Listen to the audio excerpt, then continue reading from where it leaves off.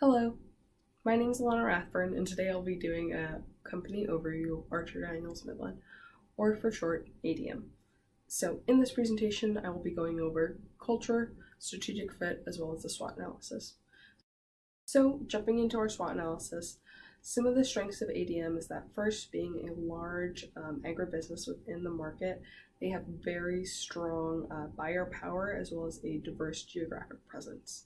Some of the weaknesses, however, is that in the past they have been accused of and have paid fines for price fixing as well as government bribery, and that has really impacted how the company is performing in our modern day.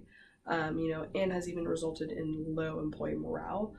So it's really affecting how the business is growing in their new market. In terms of opportunities, currently ADM is investing in joint ventures that add to diversify the ADM product line, as well as expanding their presence in renewable energy in sources such as ethanol, palm oil, as well as soybeans.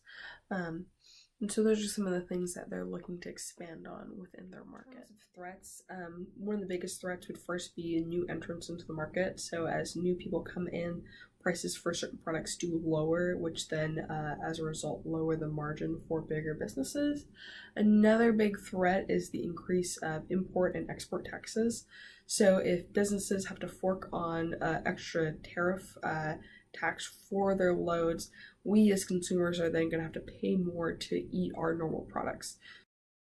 Vision is to be the most admired global agribusiness by creating value, growing responsibly, and serving vital needs for food and energy.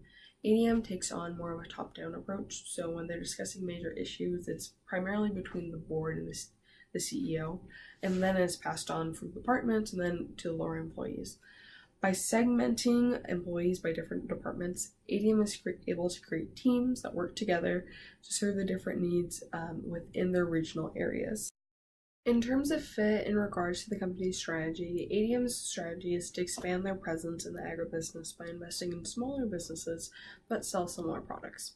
Their company culture fits this goal because rather than having one concentrated unit to cover a single region, ADM has smaller units in different areas to cover a wider range of consumer needs, as well as to support local farmers and to foster stronger supplier relations. In terms of innovation, this is where separate business units can be a disadvantage.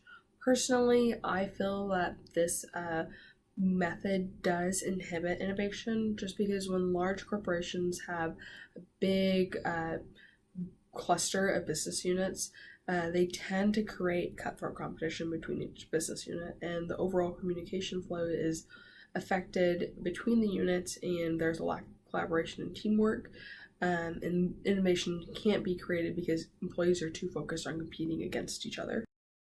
Current culture at ADM primarily adds to their interchain value. We find that they spend majority of their time collaborating with stakeholders before they implement changes across the company.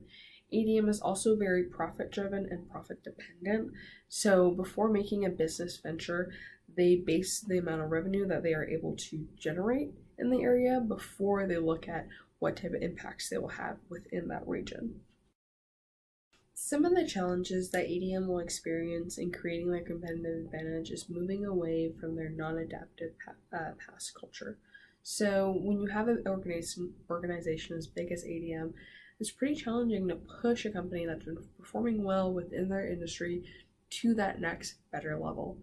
So in the past, ADM has gotten in trouble for price fixing as a means to be competitive, and currently we are seeing a more adaptive culture taking over as they venture into new industries such as sustainable energy. So when we look at the industry, top competitors such as Tyson have already stepped up their game and are starting to implement this collaborative action between all units of their business. So currently they have culinary professionals that work to understand consumer trends while gaining feedback from their consumers and retailers. And by doing this, Tyson has been able to increase their revenue from the past year by $1,379,000. So that's all the time that we have for today. If you'd like to know more information about ADM, please look into the following sources to learn more about the topics that I've talked on. All right, have a good one.